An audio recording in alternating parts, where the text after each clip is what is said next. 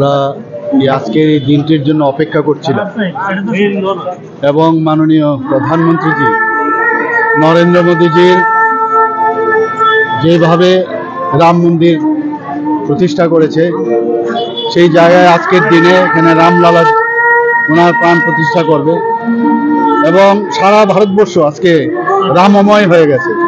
সব জায়গায় আমরা জানি যে রাম রাজত্বের কথা আমরা সবসময় বলি, তো আজকে মনে হচ্ছে সারা ভারতবর্ষ রাম রাজত্বের যে অধ্যায় আবার নতুনভাবে শুরু হবে।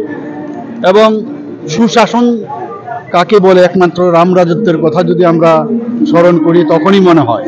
এবং মাননীয় প্রধানমন্ত্রীজিও চাইছেন যে সুশাসন সমস্ত মানুষের জন্য যেন দিতে পারেন উনি, এবং সেই দিশায় আমরাও ত্রিপুরা রাজ্যে আমরা চাই মানুষের কাছে যেন সুশাসন আমরা পৌঁছে দিতে পারি এবং মানুষের যে মৌলিক অধিকার সেইগুলো যেন আমরা ওনাদেরকে দিতে পারি, সেই চেষ্টা থাকবে। আজকে এই ভব্য যে রাম মন্দির ওখানে তৈরি হয়েছে এবং সেখানে রামলালাজির যে প্রাণ প্রতিষ্ঠা আমাদের যশস্বী প্রধানমন্ত্রী নরেন্দ্র মোদীজির মাধ্যমে আজকে হবে, এর জন্য আমরা অত্যন্ত খুশি এবং বারবার আমি ত্রিপুরাবাসীর পক্ষ থেকে অনেক অনেক ওনাকে ধন্যবাদ জানাচ্ছি। আর अभी मैं तो कैबिनेट लेके अभी जा रहा हूँ।